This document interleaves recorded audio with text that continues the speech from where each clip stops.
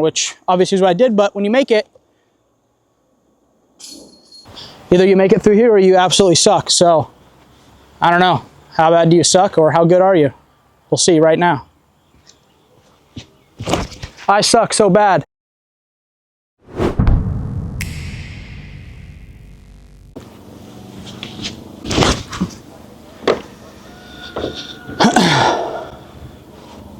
It's a weird hole to start on. We've officially made it. First round, Usdgc. They're having US doubles today, so we're starting on hole 6, which is weird.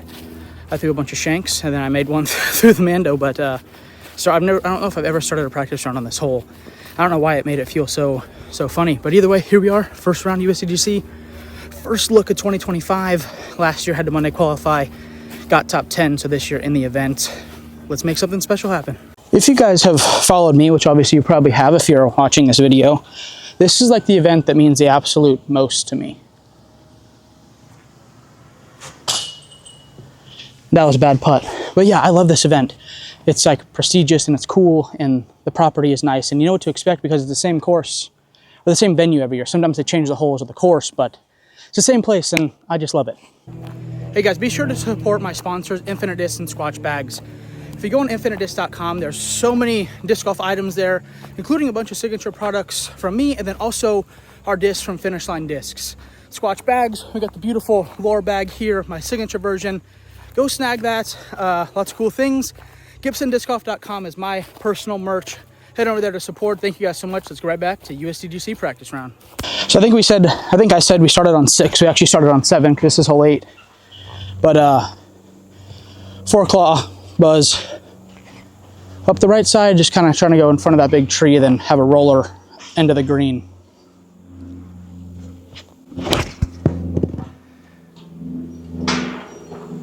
Miss?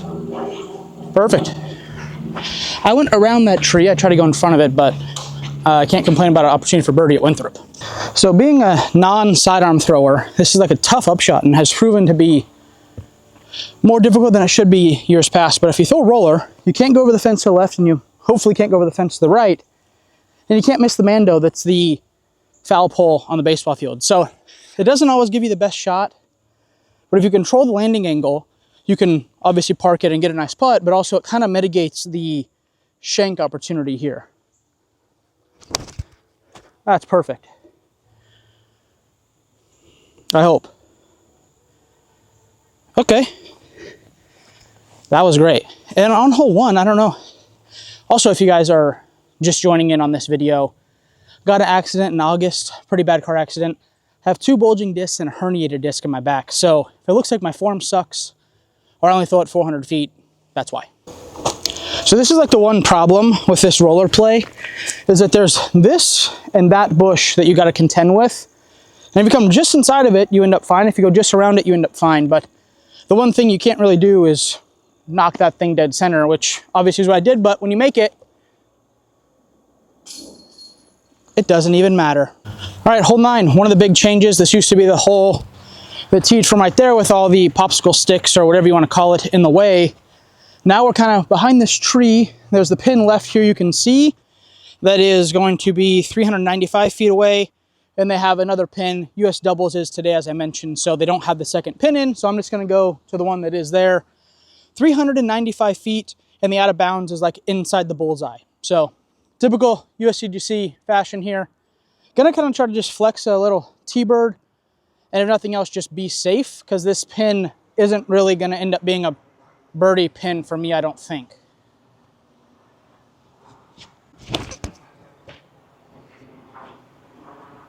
I throw it too far. No, come back. Oh. It's a birdie pin. I just changed my mind. I'm going to birdie this hole every single time. Thanks for coming. So literally almost smashed it into the bullseye here. But this hole is going to be a decider because the drop zone is way over there and you're going to come in here and the bullseye, the back end of the bullseye here is literally like 3 or 4 feet away from the out of bounds line. So you're going to be 17 feet away. Somebody is. And be out of bounds. So it's a good thing about throwing this straight on this hole, because if nothing else, I'd have been out of bounds long, which still goes to the drop zone, but I think there's just obviously more room here. And from this OB line to the front one, I don't know, it's probably 45 feet. So you have a pretty good distance to land. It's not very wide over here, but you have the length. Okie dokie, artichokes. We got the boss here. Last year in the tournament, I'm pretty sure I went 4 for 4 on the birdie. And I laid up every time. But I want to throw this shot just to see if it's even in the wheelhouse. Because if it's not even close, then I'm just going to obviously go left. So, but always good to try it. And eagles are fun.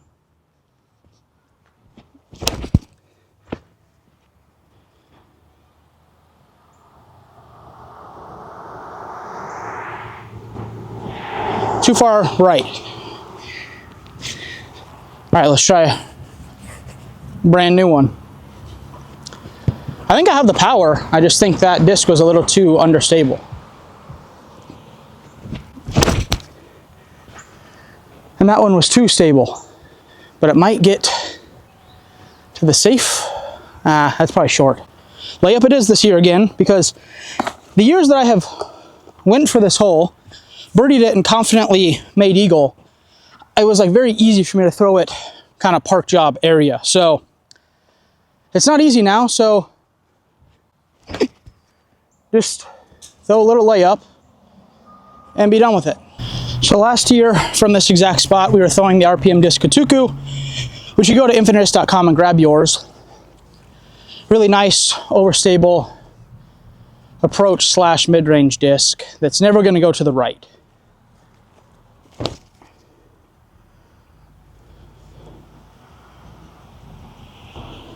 Not bad. Try the Envy.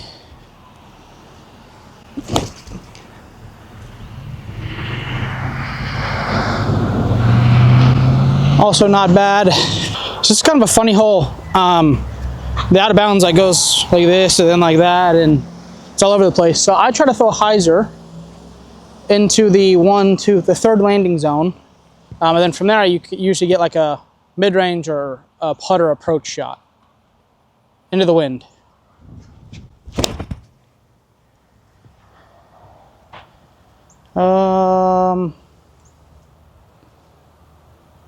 Might be just short.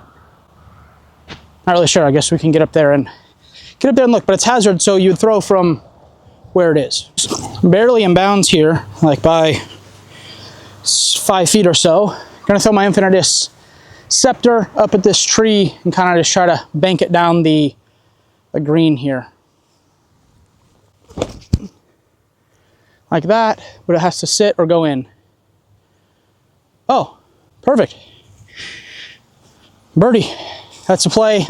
Years prior, this used to go way down, like to the road and back, and now they really tightened it up. So before you kind of got to just like let your hyzer float down here, kind of almost in this flat area. Now that flat area is hazard, so they're making this place harder and harder, and I'm getting worse and worse. All right, so holes 12 and 13 I just lay up on, and 13 there was the U.S. college tournament happening on it. So I'm here way early, just didn't want to get in their way, so skipped the hole, but gonna throw hyzer this year. Last year I was trying to throw this like big flex into the woods.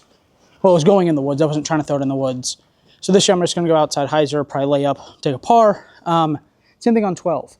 They added like this little weird spot of out of bounds. Is this like zoomed in right on my face?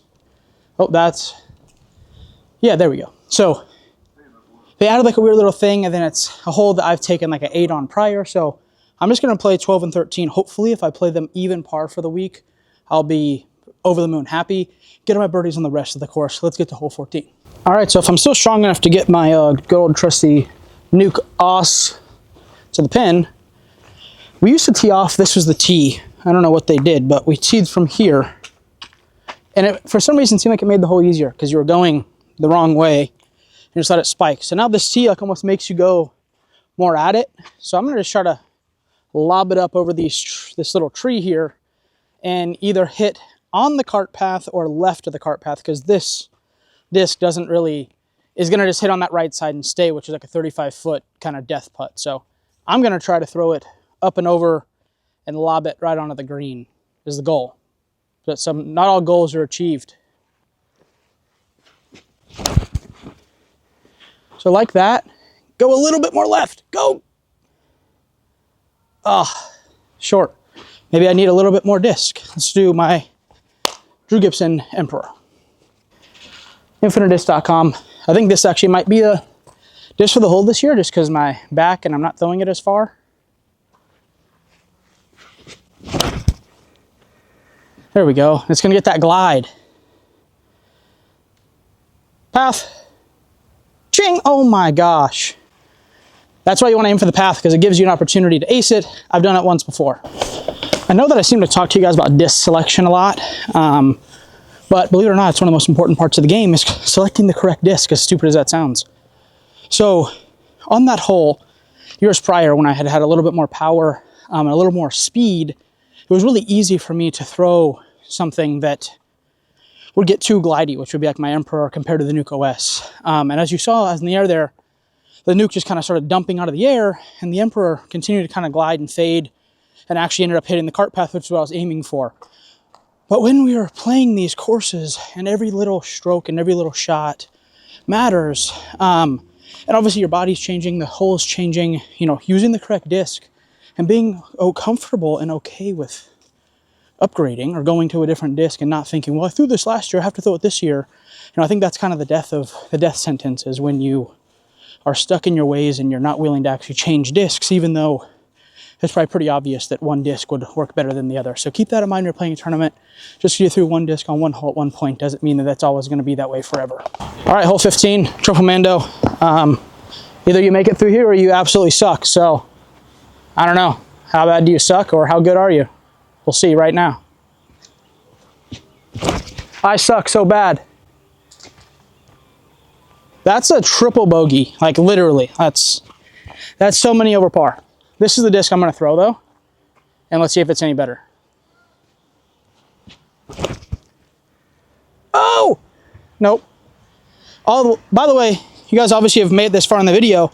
I've thrown every shot to the left. I need to go work on my throw because my throw sucks, but don't throw like me when you grow up. That obviously is not what you want to do, but like even more so on this hole, the best tip, not that any pros are watching this because they're better than me, but if you ever have a chance to play here, whether it's in US doubles or anything, miss to the right, because if you miss the Mando, you go to the drop zone. The drop zone, it's relatively easy to save par.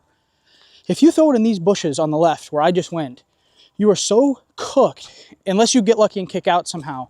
It's unbelievable. Like I bet you I won't even be able to, I'll be lucky to find my disc. And if I do, I'll be extra lucky to be able to play it out because, oh, okay, see, so here's the thing. There's my disc. There's the Mando. I could pitch it through there probably and still make par. But if you're in there any more than that, you are so cooked, it's unbelievable. But anyways, if you ever get an opportunity to play here, or you have a hole that's similar to this at your local course, go to the right, because I promise you, like, go to the drop zone, not have to pitch through this thing still. It'll make it a lot easier. So here's, this is kind of the sweet spot here. You can go a little further, obviously, but then you have to deal with the trees. And they now have this, like, I guess they must have obviously opened it on purpose, this sidearm gap here, where if I had a good sidearm, that's probably what I would do. But I don't, so I'm just gonna throw kind of a little 1 or 2 step low flat shot.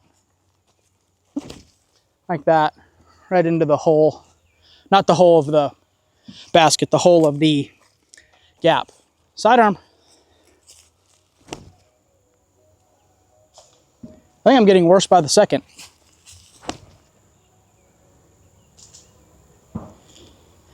I need my sidearm to be a lot better by 2 holes from now because I have to throw it in the island on hole 17.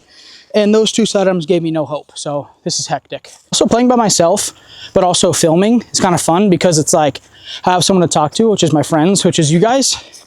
No one talks back, so I probably making me feel like psychotic or something, but I have someone to talk to and something to do other than just like scroll on my phone like a numbnuts and play disc golf. So it's fun that I feel like I have someone to hang out with, even though it's just you guys at home on your couch. The screen's kind of tricky due to the fact that there's some like squaggly trees kind of in the way, but if you go like this, you should have a pretty straightforward putt. Okay, miss it left. Like, you know what, you guys, how many times in my career can I miss low, left, or low and left, or left and low? It feels like it's like a guarantee. If I miss, it's just like left and low and left. And at some point you think I would just start aiming like 4 feet right above the pin just so I don't miss low and left anymore. All right, time to lock in. I've actually thrown some really good shots, but I've also thrown some really bad shots, but it's time to lock in.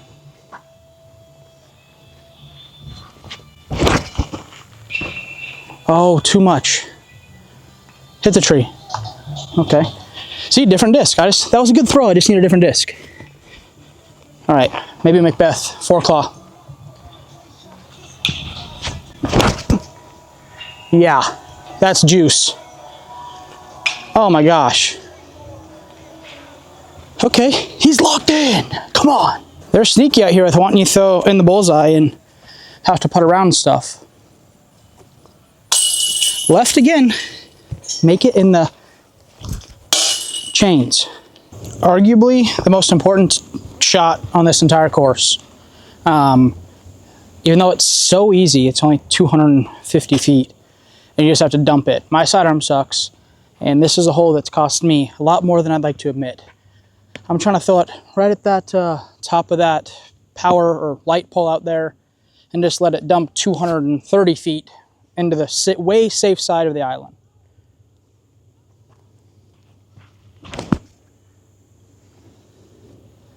I don't know if that's far enough. Oh, barely in.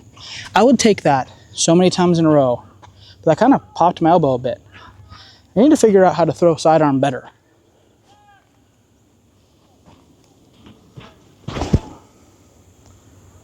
I think that's short. Yeah. All right, not an easy putt, but I don't know how it hit inbounds and then came backwards over this frickin' thing.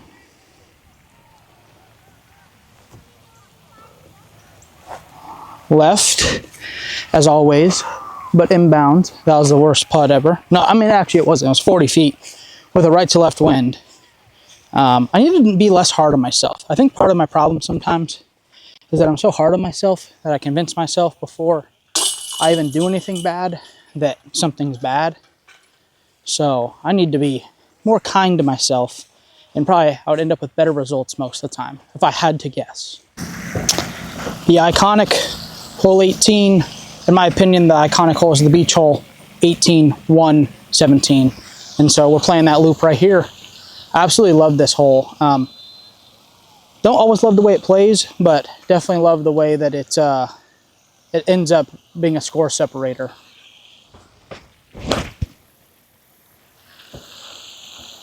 That's all you need. And then you throw it up there again, then you throw it to the pin, and then you tap it in for par, because this hole is a really hard birdie. Some of you might cook me for this, but I literally think this could be one of the most iconic, cool holes on the course. Nothing special about it, obviously, just like your tournament nerves start here. They call your name, you got to throw from this tee pad to that pin through the Mandos. Just something about this hole just makes my heart warm. I don't know why. Especially when you throw it right into the bushes. Okay, kind of squeaked through.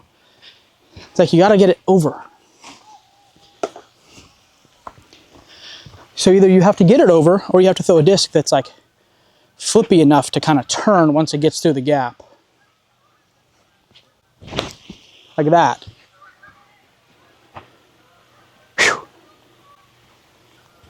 Very nice. All right, hole 2. I could live without this hole, but that's not saying much. It's a cool hole though.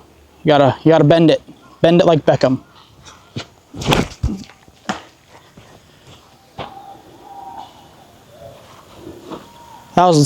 I'm trash. I'm absolute trash. I knew I was gonna hit that tree. If you know you're gonna hit something, you probably should stop yourself from throwing so you don't hit it, because that's how your brain works.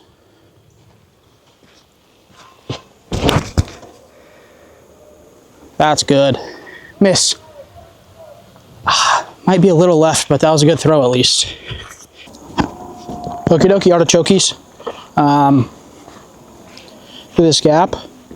And these guys are playing a tournament in a 6-some, so if any of these guys are watching this, no hate, but I've literally waited like 15 minutes every hole. And they did say, hey, you can play through, but the starter asked me not to get between the groups, so I'm trying to be courteous, but I will say this has been kind of a tough situation here, waiting like 20 minutes every hole.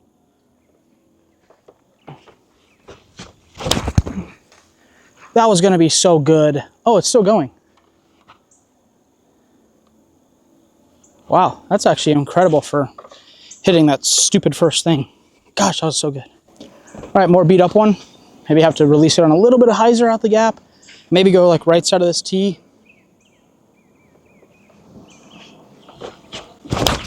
Yes. A little too much fade, but good shot. I'd take that 4 out of 4 times in the tournament. Overall, if you guys made it this far in the video, thank you guys so much for tuning in. Thank you guys for watching. I'm Drew Gibson, and I will see you in the next one.